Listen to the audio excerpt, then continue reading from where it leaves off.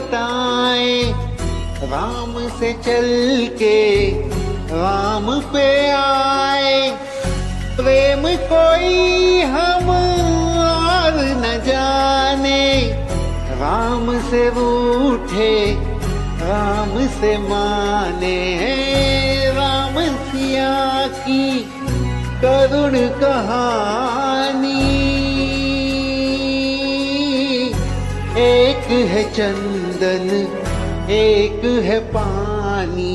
राम सिया राम जय जय राम। राम सिया राम जय जय राम। राम राम दोस्तों, मैं हूँ रेणु भाटिया और आप सुन रहे हैं Rab Katha presents Valmiki Ramayan as it is. ये है 87वां एपिसोड युद्ध कांड भाग 9। तदनंतर राजा की आज्ञा ले भयंकर भैरी भिजवाकर कवच और धारण करके युद्ध के लिए उगत हुआ प्रहस्त अस्त्र शस्त्र सुसज्जित रथ पर आरूढ़ हुआ। प्रहस्त के उस रथ में बड़े वेगशाली घोड़े जुते हुए थे। उसका सारथी भी अपने कार्य में कुशल था। वह रथ पूर्णतः सारथी के नियंत्रण में था। प्रहस्त का वह विशाल सेना हाथियों के समूह से अत्यंत भयंकर जान पड़ती थी। उसके व्यूह रचना हो चुकी थी। उस व्यूहबद्ध सेना के साथ प्रहस्त लंका के पूर्व द्वार से निकला। संग्राम भूमि में प्रवेश करते समय घोड़ों को काबू में रखने वाले उसके सारथी के हाथ से कई बार चाबुक गिर गया। युद्ध के लिए निकलते हुए प्रहस्त की जो परम दुर्लभ प्रकाशमान शोभा थी, वह 2 ही घड़ी में नष्ट हो गई। उसके घोड़े समतल भूमि में लड़खड़ाकर गिर पड़े। जिसके गुण और पौरुष विख्यात थे, वह प्रहस्त ज्यों ही युद्ध भूमि में उपस्थित हुआ, त्यों ही शिला वृक्ष और आदि नाना प्रकार के प्रहार साधनों से संपन्न वानर सेना उसका सामना करने के लिए आ गई। इसी समय दुर्बुद्ध प्रहस्त विजय की अभिलाषा से वानरराज सुग्रीव की सेना की ओर बढ़ा और जैसे पतंग मरने के लिए आग पर टूट पड़ता है, उसी प्रकार वह बढ़े हुए वेगशाली उस वानर सेना में घुसने की चेष्टा करने लगा। इसके पूर्व प्रहस्त को युद्ध की तैयारी करके लंका के बाहर निकलते देख शत्रुसूदन श्री रामचंद्र जी ने विभीषण से मुस्कुराकर कहा, महाभाव, यह बड़े शरीर और महान वेग वाला तथा बड़ी भारी सेना से घिरा हुआ कौन योद्धा आ रहा है? इसका रूप, बल और पौरुष कैसा है? इस पराक्रमी निशाचर का मुझे परिचय दो।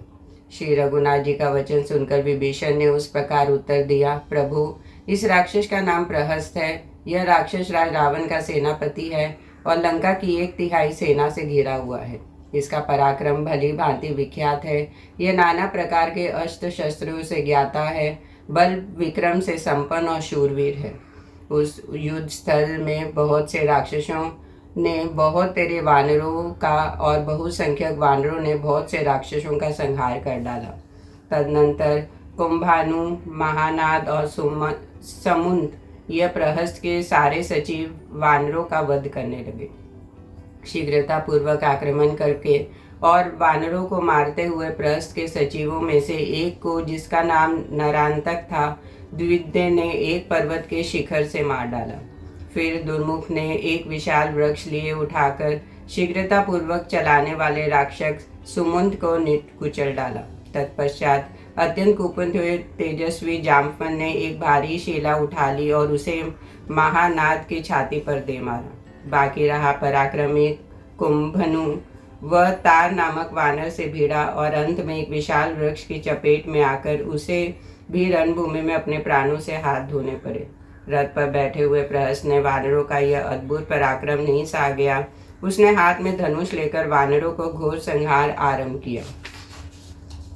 तदनंतर नील ने देखा रथ पर बैठा हुआ प्रहस्त बाण समूहों की वर्षा करके वेगपूर्वक वानरों का संहार कर रहा है। तब जैसे उठी हुई प्रचंड वायु आकाश में महान मेघों को की घटा को छीन भिन करके उड़ा देती है, उसी प्रकार नील भी बलपूर्वक राक्षस सेना का संहार करने लगे। इससे उस युद्ध स्थल में राक्षसी सेना भाग खड़ी हुई। सेनापति प्रहस्त जब अपनी सेना की ऐसी दुर्वस्था देखी, तब उसने सूर्य तुल्य तेजस्वी रथ के द्वारा नील पर ही धावा चला दिया। रोष से भरे हुए सर्पों के समान वे महान वेगशाली बाण नील तक पहुंचकर उन्हें विदीर्ण करके बड़ी सावधानी के साथ धरती में समा गए। इस तरह उस परम दुर्जय राक्षस प्रहस्त को अपने ऊपर आक्रमण करते देख बल विक्रमशाली महाकपि नील ने एक वृक्ष उखाड़कर उसी के द्वारा उस पर आघात किया। तत्पश्चात रोष से भरे हुए नील ने उस दुरात्मा धनुष को भी वेगपूर्वक तोड़ डाला और बारंबार वह गर्जना करने लगे। नील के द्वारा धनुष रहित किया गया सेनापति प्रहस्त एक भयानक मुसल हाथ में लेकर उसके रथ पर कूद पड़ा। वह दोनों वीर अपनी अपनी सेना के प्रधान थे। दोनों ही एक दूसरे के बैरी और वेगशाली थे। वह मद की धारा बहाने वाले दो गजराजों के समान खून से नहा उठे थे। उस भयंकर वेगशाली राक्षस को रोष से भरकर आक्रमण करते देख महान वेगशाली महाकपि नील ने एक भारी शिला हाथ में ले ली। उस शिला को नील ने रणभूमि में संग्राम की इच्छा वाले मुसलधोई निशाचर प्रहस्त के मस्तक पर तत्काल दे मारा। कपि प्रवर नील के द्वारा चलाई गई उस भयंकर एवं विशाल शिला के ने प्रहस्त के मस्तक को कुचलकर उसके कई टुकड़े कर डाले। नील के द्वारा प्रहस्त मारे जाने पर दुखी हुए राक्षसों की वह अकंपनीय सेना लंका को लौट गई। तदनंतर विजयी सेनापति महाबली नील अपने इस महान कर्म के कारण प्रशंसित होते हुए श्री राम और लक्ष्मण से आकर मिले और बड़े हर्ष का अनुभव करने लगे। राक्षसों ने निशाचर राज रावण के पास जाकर अग्निपुत्र नील के हाथ से प्रहस्त के मारे जाने का समाचार सुनाया। उनकी वह बात सुनकर राक्षसा रावण को बड़ा क्रोध आया। युद्ध स्थल में प्रहस्त मारा गया, यह सुनते ही वह क्रोध से तमतमा उठा, किंतु थोड़ी ही देर में उसका चित्त उसके लिए शोक से व्याकुल हो गया। अंत वह मुख्य देवताओं से बातचीत करने वाले इंद्र की भांति राक्षस सेना के मुख्य अधिकारियों से बोला, शत्रुओं को नगण्य समझकर उनकी अवहेलना नहीं करनी चाहिए। मैं जिन्हें बहुत छोटा समझता था, उन्हें शत्रुओं ने मेरे उस सेनापति को सेवकों और हाथियों सहित मार गिराया, जो इंद्र की सेना का भी संहार कर सकता था। अब मैं शत्रुओं के संहार और अपनी विजय के लिए बिना कोई विचार किए स्वयं ही इस अद्भुत युद्ध के महाने पर जाऊंगा। जैसे प्रज्वलित आग वन को जला देती है, उसी तरह अपने बाण समूहों से वानरों की सेना तथा लक्ष्मण सहित श्री राम को भी भस्म कर डालूंगा। आज वानरों में रक्त से मैं इस पृथ्वी को तृप्त करूंगा। ऐसा कहकर वह देवराज का शत्रु रावण अग्नि के समान प्रकाशमान रथ पर सवार हुआ। उसके रथ में उत्तम घोड़ों का समूह जुटे हुए थे। वह अपने शरीर से भी प्रज्वलित अग्नि के समान उद्भासित सा हो रहा था। महातेजस्वी रावण ने लंकापुरी से सहसा निकलकर महासागर और मेघों के समान गरजना करने वाली उस भयंकर वानर सेना को देखा, जो हाथ में पर्वत शिखर एवं वृक्ष लिए युद्ध के लिए तैयार खड़ी थी।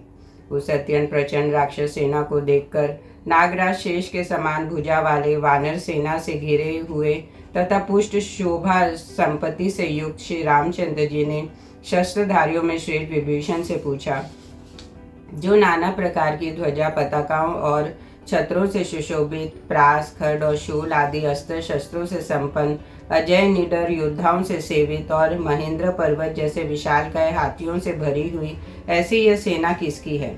इंद्र के समान बलशाली विभीषण श्री राम की उपयुक्त बात सुनकर महामना राक्षस शिरोमणियों के बल एवं सैनिक शक्ति का परिचय देते हुए उनसे बोले, राजन, यह तो महामनस्वी वीर हाथी की पीठ पर बैठा है, जिसका मुख नवोदित सूर्य के समान लाल रंग का है और जो अपने भार से हाथी के मस्तक में कंपन उत्पन्न करता हुआ इधर ही आ रहा है, उसे आप अकंपन समझे।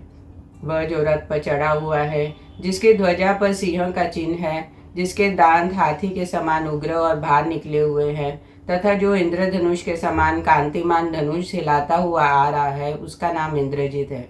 वह वरदान के प्रभाव से बड़ा प्रबल हो गया है।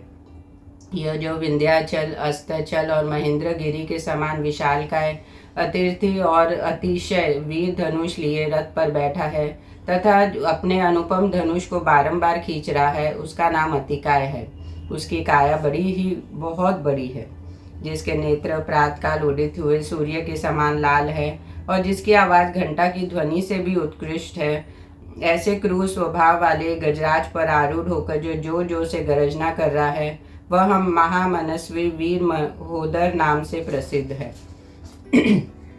जो सायकालीन मेघ से युक्त पर्वत की सी आभा वाले और स्वर्णमय आभूषणों में विभूषित घोड़े पर चढ़कर चमकीले प्रास को हाथ में लिए आ रहा है, उसका नाम पिशाच है। वह वज्र के समान वेगशाली योद्धा है, जिसके वज्र के वेग को अपना दास बना लिया है और जिसने बिजली की सी प्रभा छिटकती रहती है, ऐसे तीखे त्रिशूल को हाथ में लिए यह चंद्रमा के समान श्वेत कांति वाले सांड पर चढ़कर युद्ध भूमि में आ रहा है। वह यशस्वी वीर त्रिशिरा है, जिसका रूप मेघ के समान काला है, जिसका छाती उभरी हुई चौड़ी और सुंदर है, जिसकी ध्वजा पर नागराज वासुकी का चिन्ह बना हुआ है तथा जो एकाग्रचित हो अपने धनुष को हिलाता और खींचता आ रहा है, वह कुंभ नामक योद्धा है, जो स्वर्ण और वज्र से जटित होने के कारण दीप्तिमान तथा इंद्रनल मणि से मंडित होने के कारण धूम युक्त अग्नि के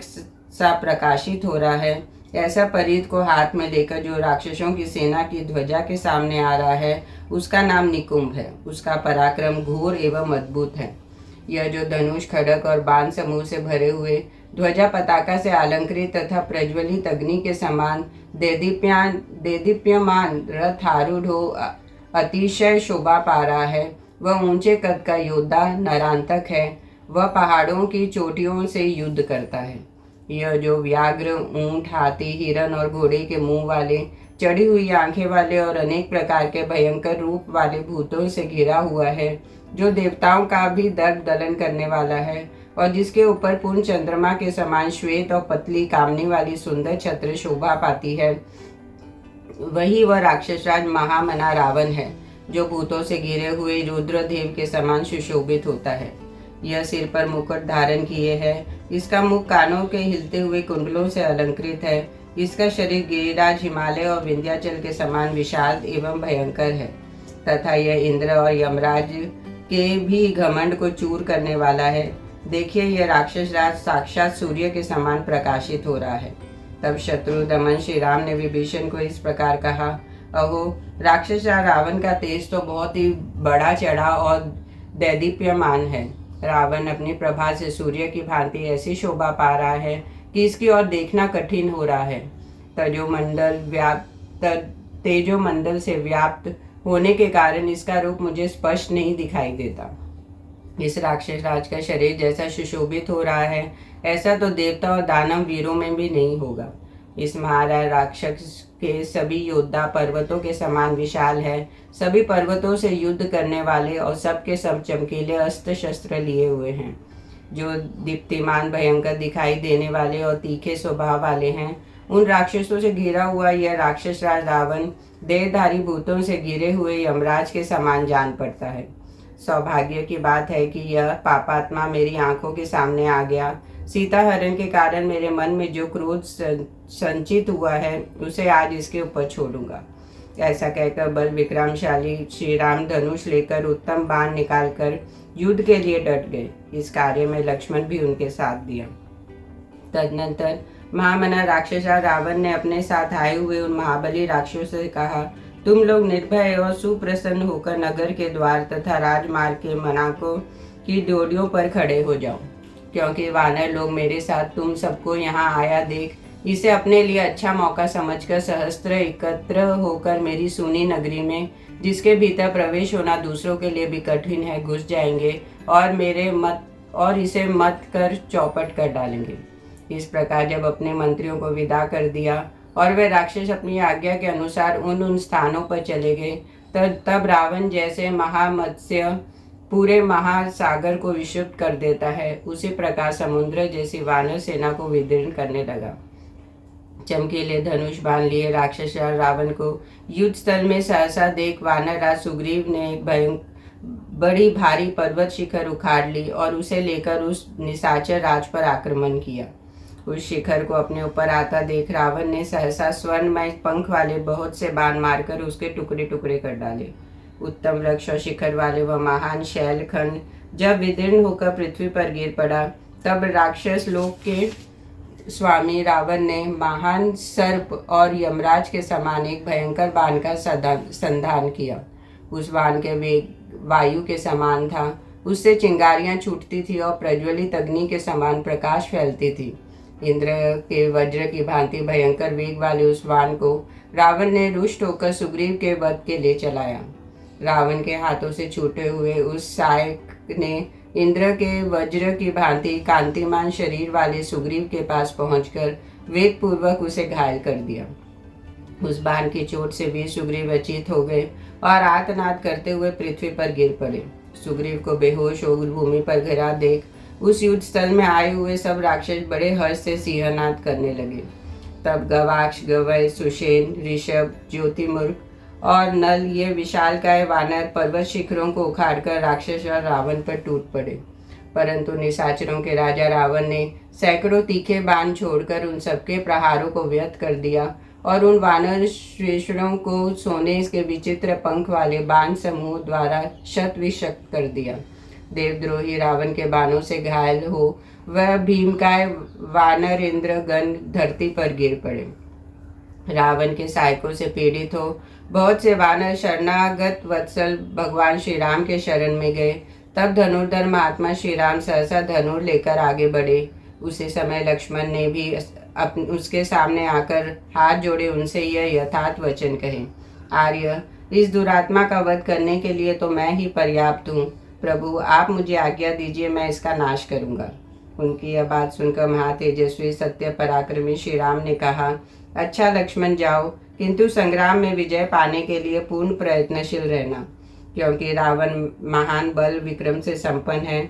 यह युद्ध में अद्भुत पराक्रम दिखाता है। रावण यदि अधिक कुपित होकर युद्ध करने लगे तो तीनों लोग के लिए उसके वेग को सहन करना कठिन हो जाएगा। तुम युद्ध में रावण के छिद्र देखना, उसकी कमजोरियों का लाभ उठाना और अपने छिद्रों पर भी दृष्टि रखना, कहीं शत्रु उनका लाभ न उठाने पाए। एकाग्रचित हो पूरी सावधानी के साथ अपनी दृष्टि और धनुष से भी आत्मरक्षा करना। श्री रघुनाथ जी की यह बात सुनकर सुमित्रा कुमार लक्ष्मण उनके हृदय से लग गए और श्री राम का पूजन एवं अभिवंदन करते हुए युद्ध के लिए चल दिए। उन्होंने देखा रावण की भुजाएं हाथी के शुंड दंड के समान है। उसने बड़े भयंकर और दीप्तिमान धनुष उठा रखा है और बाण समूह की वर्षा करके वानरों को ढकता तथा उनके शरीरों को छिन्न भिन्न किए डालता है। रावण को इस प्रकार पराक्रम देखते देख महातेजस्वी पवन पुत्र हनुमान जी उसके बाण समूह का निवारण करते हुए उसकी ओर दौड़े। उसके रथ के पास पहुंचकर अपने दाया हाथ उठा बुद्धिमान हनुमान ने रावण को भयभीत करते हुए कहा, निशाचर, तुमने देवता, दानव, गंधर्व, यक्ष और राक्षसों से न मारे जाने का वर प्राप्त किया है, परंतु वानरों से तुम्हें भय है ही। देखो, 5 उंगलियों से युक्त यह मेरा दाहिना हाथ उठा हुआ है। तुम्हारे शरीर में चीरकाल से जो जीवात्मा निवास करते हैं उसे आज यह देह से अलग कर देगा।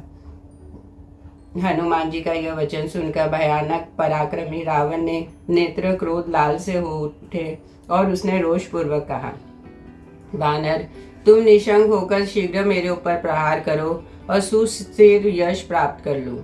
तुम में कितना पराक्रम है यह जान लेने पर ही मैं तुम्हारा नाश करूंगा। रावण की बात सुनकर पवन पुत्र हनुमान जी बोले, मैंने तो पहले ही तुम्हारे पुत्र अक्षय को मार डाला, इस बात को याद तो करो। उसने इतना कहते ही बल विक्रम संपन्न महातेजस्वी राक्षस रावण उन पवन कुमार की छाती में एक तमाचा जड़ दिया। उस थप्पड़ की चोट से हनुमान जी बारंबार इधर उधर चक्कर काटने लगे, परंतु वह बड़े बुद्धिमान और तेजस्वी थे। अंत 2 ही घड़ी में अपने को सुस्थिर करके खड़े हो गए। फिर उन्होंने भी अत्यंत कुपित होकर उस देवद्रोही को थप्पड़ से ही मारा। उन महात्मा वानर की थप्पड़ की मार खाकर दशमुख रावण उसी तरह कांप उठा जैसे भूकंप आने पर पर्वत हिलने लगती है। संग्राम भूमि में रावण को थप्पड़ खाते देख ऋषि, वानर, सिद्ध, देवता और असुर सभी हर्ष ध्वनि करने लगे। तदनंतर महातेजस्वी रावण ने संभल कर कहा, शाबाश वानर, शाबाश, तुम पराक्रमी दृष्टि से मेरे प्रशंसनीय प्रतिद्वंदी हो। रावण के ऐसा कहने पर पवन कुमार हनुमान ने कहा, रावण, तू अब भी जीवित है, इसलिए मेरे पराक्रम को धिक्कार है। दुर्बुद्धे, अब तुम एक बार और मुझ पर प्रहार करो। बढ़ चढ़कर बातें क्यों बना रहे हो? तुम्हारे प्रहार के पश्चात जब मेरा मुक्का पड़ेगा तब वह तुम्हें तत्काल यमलोक पहुंचा देगा। हनुमान जी की इस बात से रावण का क्रोध प्रज्वलित हो उठा। उसकी आंखें लाल हो गई। उस पराक्रमी राक्षस ने बड़े यत्न से दाहिना मुक्का तानकर हनुमान जी की छाती में वेगपूर्वक प्रहार किया। छाती में चोट लगने पर हनुमान जी पुनः विचलित हो उठे। महाबली हनुमान जी को उस समय विहल देखकर अतिर्थी रावण रथ के द्वारा शीघ्र ही नील पर जा चढ़ा। राक्षसों के राजा प्रतापी दशग्रीव ने शत्रुओं के मर्म को विदीर्ण करने वाले सर्पतुल्य भयंकर बाणों द्वारा वानर सेनापति नील को संताप देना आरंभ किया। उसके बाण समूह से पीड़ित हुए वानर सेनापति नील ने उस राक्षस राज पर एक ही हाथ से पर्वत का एक शिखर उठाकर चलाया। इतने में ही महातेजस्वी महामना हनुमान जी भी संभल गए और पुनः युद्ध की इच्छा से रावण की ओर देखने लगे। उस समय राक्षस रावण नील के साथ उलझा हुआ था। हनुमान ने उससे रोषपूर्वक कहा, ओ निशाचर, इस समय तुम दूसरे के साथ युद्ध कर रहे हो, अंत अब तुम पर दावा करना मेरे लिए उचित न होगा। उधर महातेजस्वी रावण ने नील के चलाए हुए पर्वत शिखर पर तीखे अग्र भाग वाले 7 बाण मारे, जिससे वह टूट फूट कर पृथ्वी पर बिखर गया। उस पर्वत शिखर को बिखरा हुआ देख शूरवीरों का संहार करने वाले वानर सेनापति नील प्रलय काल की अग्नि के समान क्रोध से प्रज्वलित हो उठे। उन्होंने युद्ध स्थल में अश्वकर्ण, साल, खिले हुए आम्र और अन्य नाना प्रकार के वृक्षों को उखाड़ उखाड़ कर रावण पर चलाना आरंभ किया। रावण ने उन वृक्षों को सामने आने पर काट गिराया और अग्निपुत्र नील पर वाणों की भयानक वर्षा की। जैसे मेघ किसी महान पर्वत पर जल की वर्षा करता है, उसी तरह रावण ने उस नील पर बाण समूहों की वर्षा की। तब वह छोटा सा रूप बनाकर रावण की ध्वजा की शिखर पर चढ़ गए। अपनी ध्वजा के ऊपर बैठे हुए अग्निपुत्र नील को देखकर रावण क्रोध से जल उठा और उधर नील जोर जोर से गरजना करने लगे। नील को कभी रावण की ध्वजा पर, कभी धनुष पर और कभी मुकुट पर बैठा देख श्री राम, लक्ष्मण और हनुमान जी को बड़ा विस्मय हुआ। वानर नील की यह फुर्ती देखकर महातेजस्वी रावण को बड़ा आश्चर्य हुआ और उसने अद्भुत तेजस्वी अग्नेयास्त्र हाथ से चल लिया। नील की फुर्ती से रावण को घबराया हुआ देख हर्ष का अवसर पाकर सब वानर बड़ी प्रसन्नता के साथ किलकारियां भरने लगे। उस समय वानरों के हर्षनाद से रावण को बड़ा क्रोध आया, साथ ही हृदय में घबराहट छा गई थी, इसलिए वह कर्तव्य का कुछ निश्चय नहीं कर सका। तदनंतर निशाचर रावण ने अग्नेयास्त्र से अभिमंत्रित बाण हाथ में लेकर ध्वजा के अग्रभाग पर बैठे हुए नील को देखा। देखकर महातेजस्वी राक्षस रावण ने उनसे कहा, वानर, तुम उच्च कोटि की माया के साथ ही अपने भीतर बड़ी फुर्ती भी रखते हो। वानर, यदि शक्तिशाली हो तो मेरे बाण से अपने जीवन की रक्षा करो। यद्यपि तुम अपने पराक्रम के योग्य ही भिन्न भिन्न प्रकार के कर्म और कर रहे हो, तथापि मेरा छोड़ा हुआ दिव्यास्त्र प्रेरित बाण जीवन रक्षा की चेष्टा करने पर भी तुम्हें प्राणहीन कर देगा। ऐसा कहकर महाबाहु राक्षस रावण ने अग्नेयास्त्र युक्त बाण का संधान करके उसके द्वारा सेनापति नील को मारा। उसके धनुष से छूटे उस बाण ने नील की छाती पर गहरी चोट की। वह उसकी आंच से जलते हुए सहसा पृथ्वी पर गिर पड़े। यद्यपि नील ने पृथ्वी पर घुटने टेक दिए, तथापि पिता अग्निदेव के महात्म्य से और अपने तेज के प्रभाव से उसके प्राण नहीं निकले। वानर नील को अचेत हुआ देख रेणु सहित रावण ने मेघ की गर्जना के समान गंभीर ध्वनि करने वाले रथ के द्वारा सुमित्रा कुमार लक्ष्मण पर धावा किया। युद्ध भूमि में सारी वानर सेना को आगे बढ़ने से रोककर वह लक्ष्मण के पास जा पहुंचा और प्रज्वलित अग्नि के समान सामने खड़ा प्रतापी राक्षस रावण अपने धनुष की टंकार करने लगा। उस समय अपने अनुपम धनुष को खींचते हुए रावण ने उदास शक्तिशाली लक्ष्मण ने कहा, निशाचरा, समझ लो मैं आ गया। अंत अब तुम्हें वानरों के साथ युद्ध नहीं करना चाहिए। लक्ष्मण की यह बात गंभीर ध्वनि से युक्त थी और उसकी प्रत्यंचा भी भयंकर टंकार ध्वनि हो रही थी। उसे सुनकर युद्ध के लिए उपस्थित हुए सुमित्रा कुमार के निकट जा राक्षसों के राजा रावण ने रोषपूर्वक कहा, रघुवंशी राजकुमार, सौभाग्य की बात है कि तुम मेरी आंखों के सामने आ गए हो। तुम्हारा शीघ्र ही अंत होने वाला है, इसलिए तुम्हारी बुद्धि विपरीत हो गई है। अब तुम मेरे बाण समूह से पीड़ित हो इसी क्षण यमलोक को यात्रा करोगे।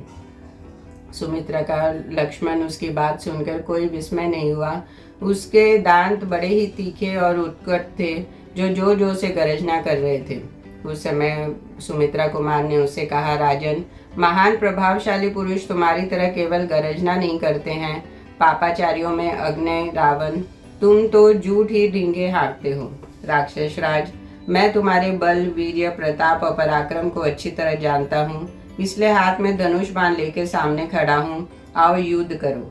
ऐसा कहने के कुपित हुए राक्षस राज ने उन पर सुंदर पंख वाले 7 बाण छोड़े, परंतु लक्ष्मण ने सोने के बने हुए विचित्र पंखों से सुशोभित और तेज धार वाले बाणों से उन सबको काट डाला। बड़े बड़े सर्पों के शरीर से टुकड़े टुकड़े कर दिए जाए, उसी प्रकार अपने समस्त बाणों को सहसा खंडित हुए देख लंकापति रावण क्रोध से वशीभूत हो गया और उसने दूसरे तीखे बाण छोड़े, परंतु श्री राम के छोटे भाई लक्ष्मण ने उससे विचलित नहीं हुए। उन्होंने अपने धनुष से बाणों की भयंकर वर्षा की और सुर, अर्धचंद्र, उत्तम कर्णी तथा भल्ला जाति के बाणों द्वारा लक्ष्मण के छोड़े हुए उन सब बाणों को काट डाला। उन सभी बाणों समूह का निष्फल हुआ देख राक्षस रावण लक्ष्मण की फुर्ती से आश्चर्यचकित रह गया और उन पर तीखे बाण छोड़ने लगा।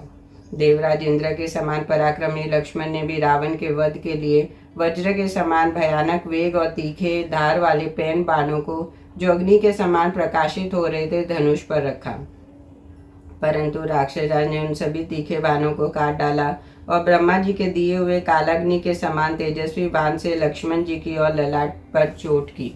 रावण के उस बाण से पीड़ित हो लक्ष्मण जी विचलित हो उठे। उन्होंने हाथ में जो धनुष ले रखा था उसकी मुट्ठी ढीली पड़ गई। फिर उन्होंने बड़े कष्ट से होश संभाला और देवद्रोही रावण के धनुष को काट दिया।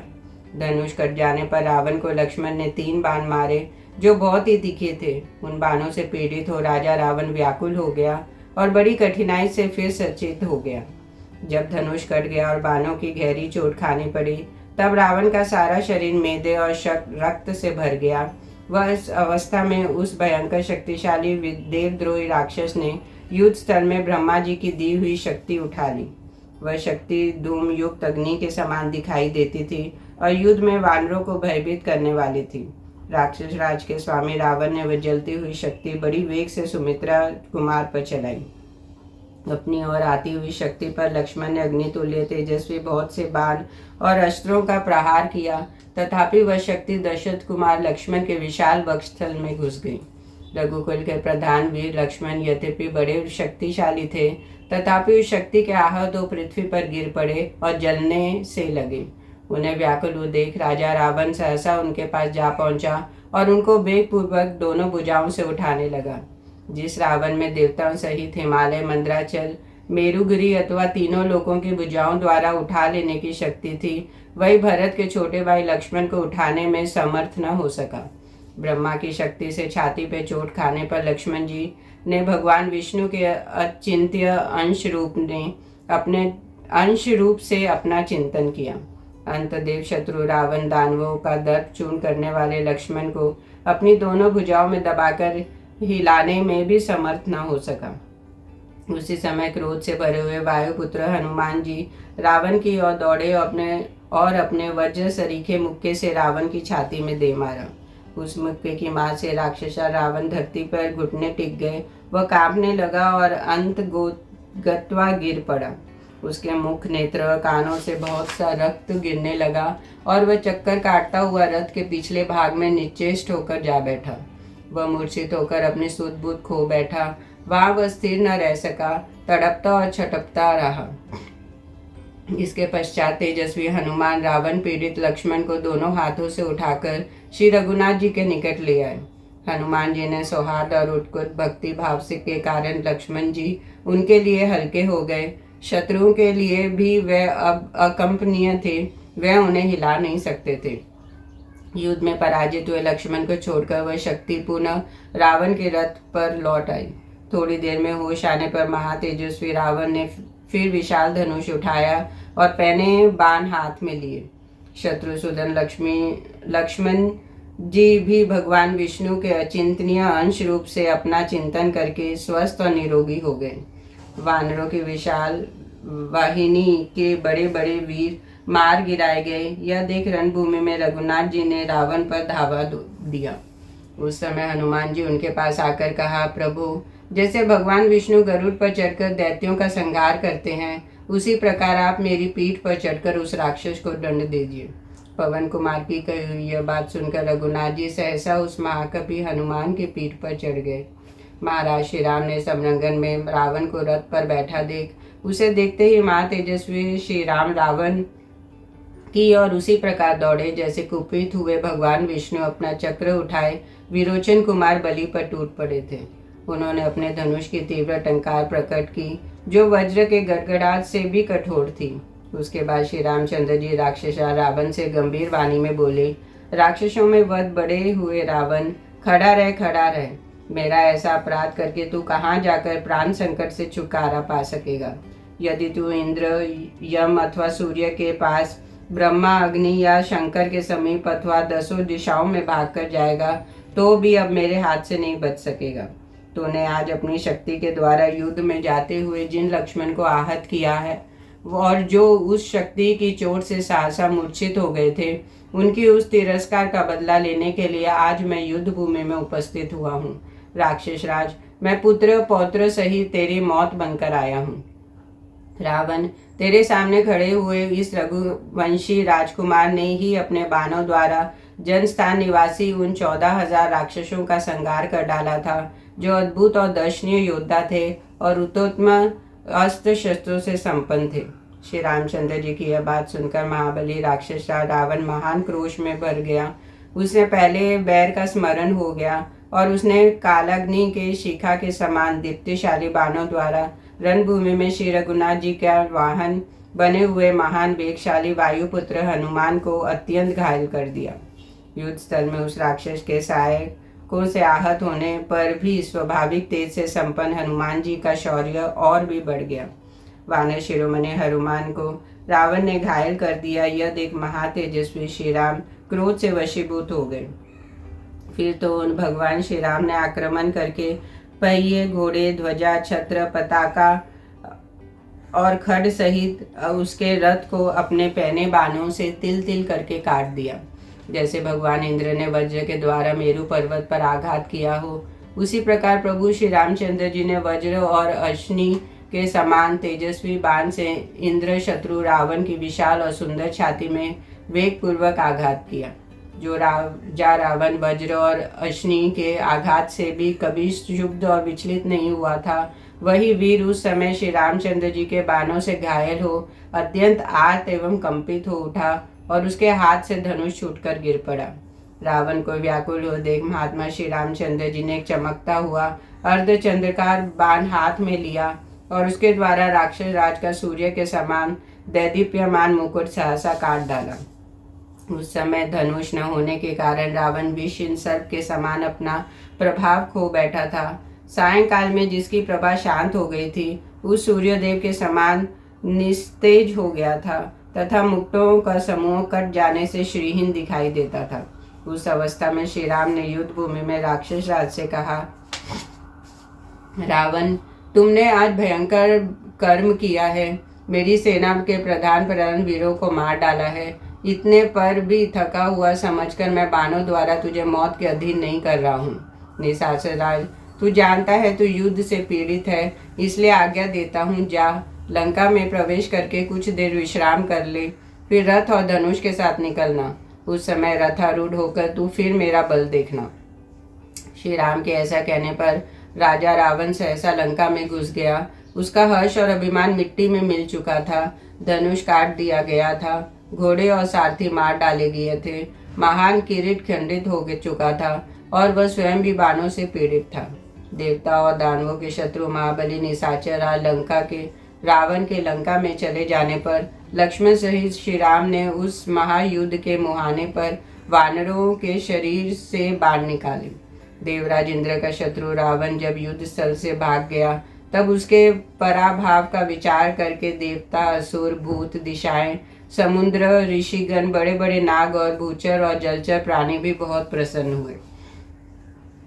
जैसे सिंह गजराज को और गरुड़ विशाल नाग को पीड़ित एवं पराजित कर देता है, उसी प्रकार महात्मा रघुनाथ जी ने रावण को अभिभूत कर दिया था। श्री राम के बाण ब्रह्मादंड के प्रतीक जान पड़ते थे।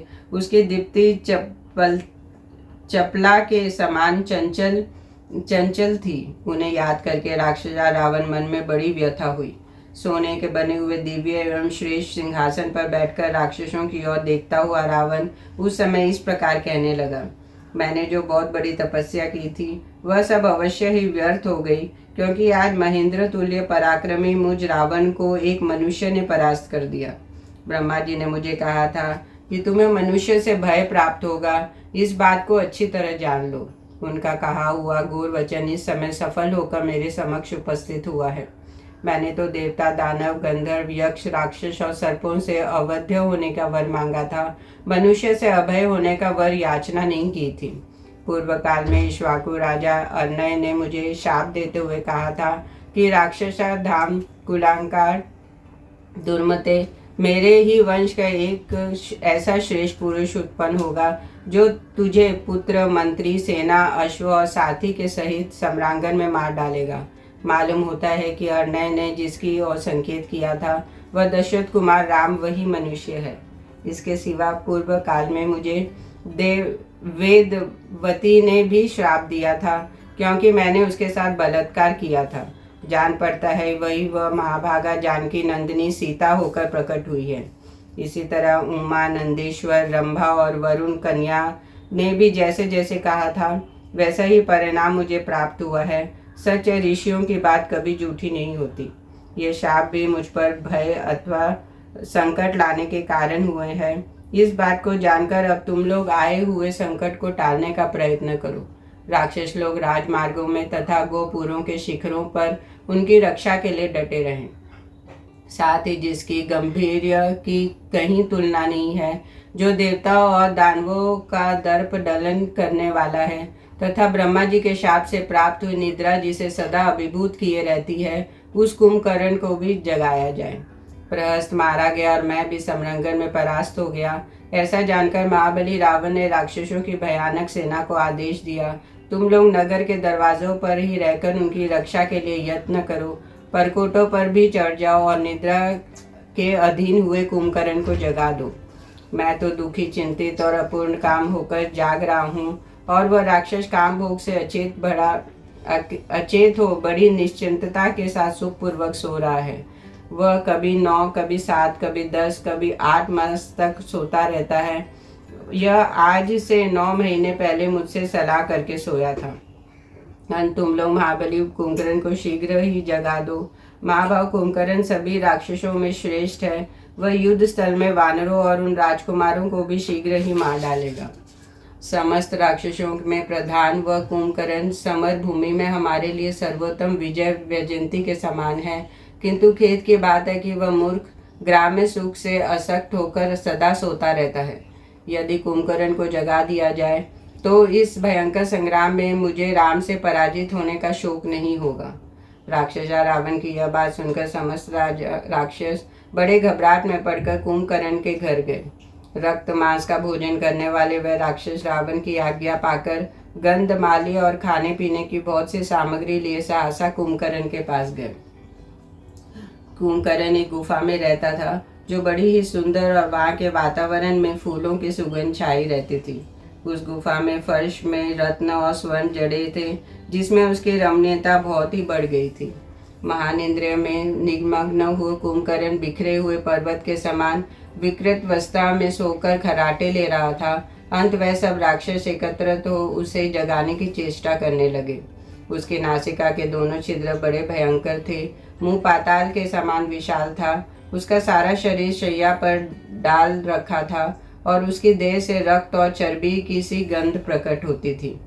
तदनंतर उस महाकाय निशाचरों ने कुंभकर्ण के सामने प्राणियों से मेरु पर्वत जैसा ढेर लगा दिए, जो पूरे अत्यंत तृप्त वरदान करने वाले थे। उन श्रेष्ठ राक्षसों ने वहाँ मुर्गों, भैंसों और सुअरों के समूह खड़े कर दिए और अन्न की भी अद्भुत राशि एकत्रित कर दी। इतना ही नहीं, उन देवद्रोहियों ने कुंभकर्ण के आगे रक्त से भरे हुए बहुत सारे घड़े और नाना प्रकार के मांस भी रख दिए। तत्पश्चात उन्होंने शत्रु संतापी कुंभकर्ण के शरीर में बहुमूल्य चंदन का लेप किया, दिव्य सुगंधित पुष्प और चंदन सुंघाए, धूपों की सुगंध फैलाई। उस शत्रुदमन वीर की स्तुति की और तथा जहाँ तहाँ खड़े हुए राक्षस मेघों के समान गंभीर ध्वनि से गरजना करने लगे। अमर से भरे हुए राक्षस चंद्रमा के समान श्वेत रंग के बहुत से शंख फूंकने तथा एक साथ तुमुल ध्वनि से गरजना करने लगे। शंख, भेरी और पनव बजने लगे। ताल ठोकने, गरजने और सिंहनाद का शब्द सब और गूंज उठा। वह तुमुल नाद सुनकर पक्षी समस्त दिशाओं की ओर भागने लगे और आकाश में उड़ने लगे। जब उस महान कोलाहल से भी सोया हुआ विशालकाय कुंभकर्ण नहीं जाग सका, तब उस समस्त राक्षसों ने अपने हाथ में भुशुंडी, मुसुल और गदाएं ले ली। कुंभकर्ण भूतल पर सुख से सो रहा था। उसी अवस्था में उन प्रचंड राक्षसों ने उस समय उसकी छाती पर पर्वत शिखरों, मुसलों, गदाओं और मुंदरों और मुक्कों से मारना आरंभ किया। तदनंतर अपने वस्त्रों को खूब कसकर बांध लेने के पश्चात वह भयानक पराक्रमी राक्षस, जिनकी संख्या लगभग 10,000 थी, एक समय कुंभकर्ण को घेर कर खड़े हो गए और काले कोयले के ढेर के समान पड़े हुए उस निशाचर को जगाने का प्रयत्न करने लगे। उन सब ने एक साथ मृदंग, पनव, भेरी, शंख, घूम बजाने आरंभ किए। इस तरह वे राक्षस बाज बजाते गरजते रहे तो कुंभकर्ण की निंद्रा नहीं टूटी। वह घोड़े, ऊँटों, गधों और हाथियों को डंडों, कोड़ों तथा अशुंकों को मार मार कर उसके ऊपर ठेलने लगे। सारा शक्ति लगाकर भेरी, मृदंग और शंख बजाने लगे तथा पूरा बल उठाकर उठाए गए बड़े बड़े काष्ठों को, समूहों को, मुंदरों को और मुसलों से भी उसके अंगों पर प्रहार करने लगे। उस महान कोलाहल में पर्वत और वनों सहित सारी लंका गूंज उठी, परंतु कुंभकर्ण नहीं जागा तो नहीं जागा। जय श्री राम।